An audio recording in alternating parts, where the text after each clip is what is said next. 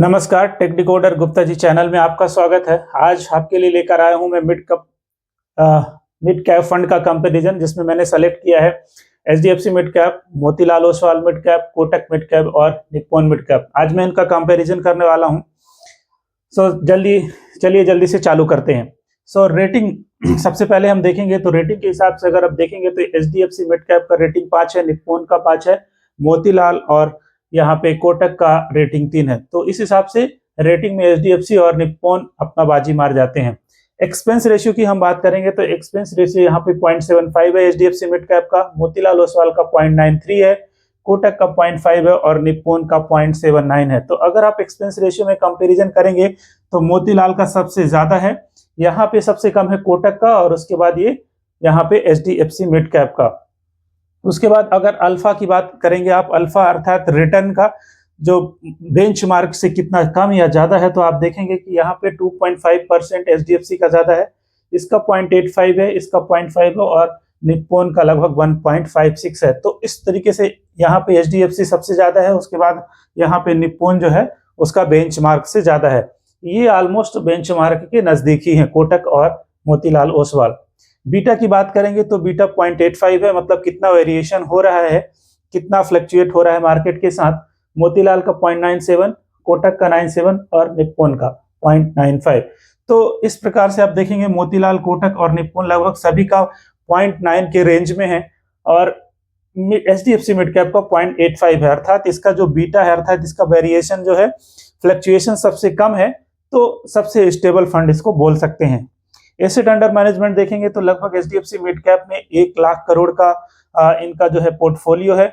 मोतीलाल ओसवाल का लगभग 40,000 करोड़ का, 35 से 40 के बीच में इनका फ्लक्चुएट अभी रिसेंटली बढ़ा है, 40,000 करोड़ है। कोटक का 70,000 करोड़ और निप्पॉन का लगभग 50,000 करोड़ के आसपास है।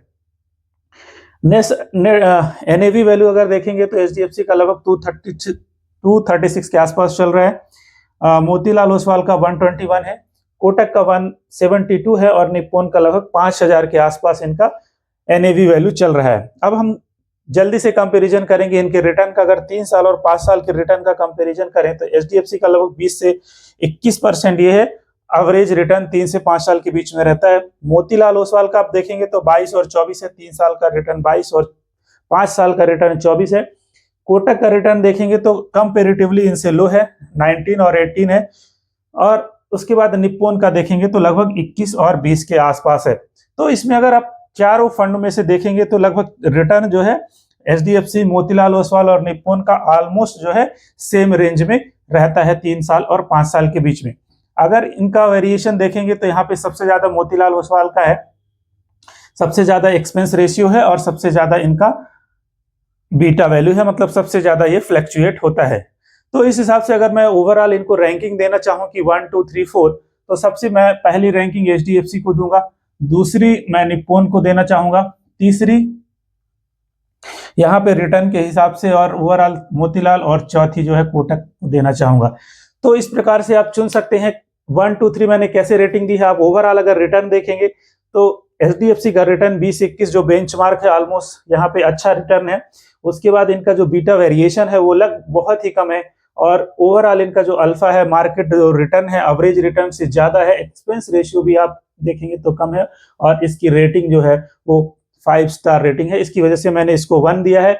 सिमिलरली आप देखेंगे निप्पॉन को मैंने 2 रेटिंग इसीलिए दिया है, यहाँ पे 5 स्टार फंड है, यहाँ पे इसका एक्सपेंस रेशियो भी 0.79 है, बहुत ज्यादा नहीं है और बेंचमार्क रिटर्न 1.56, अल्फा बीटा की वैल्यू थोड़ा सा ज्यादा है, वेरिएशन ज्यादा है, लेकिन इसका रिटर्न अगर देखेंगे 21 और 20 है, लगभग 3 साल से 5 साल में, तो ये दूसरी रेटिंग के साथ जाता है। थर्ड नंबर में मैंने दिया है मोतीलाल ओसवाल को। क्यों दिया है? क्योंकि यहाँ पे इसका रेटिंग थोड़ा कम है, यहाँ पे इसका बीटा बहुत ज्यादा वेरिएट होता है, बहुत ज्यादा मार्केट के साथ ऊपर नीचे फ्लक्चुएट होता है और यहाँ पे रिटर्न तो इसका अच्छा है, लेकिन अगर आप कभी बीच में पैसा निकालना चाहें तो बहुत फ्लक्चुएशन की वजह से कई बार आपको नुकसान हो सकता है, तो ये थोड़ा ज्यादा रिस्की फंड है। तो इस तरीके से ये कंपैरिजन पूरा हुआ है। इसके पहले भी मैंने फ्लेक्सी कैप फंड का कंपैरिजन किया हुआ है, तो अगर आप वो वीडियो चाहिए तो आप यहाँ पे लिंक में आपको मिल जाएगा और आप वहाँ पे जाकर देख सकते हैं। अगर आपने हमारा चैनल सब्सक्राइब नहीं किया है तो आप सब्सक्राइब बटन को दबाइए। इसके अलावा मेरे पास स्मॉल का फंड का भी कंपैरिजन है, आप उसको भी जाकर देख सकते हैं। Thank you.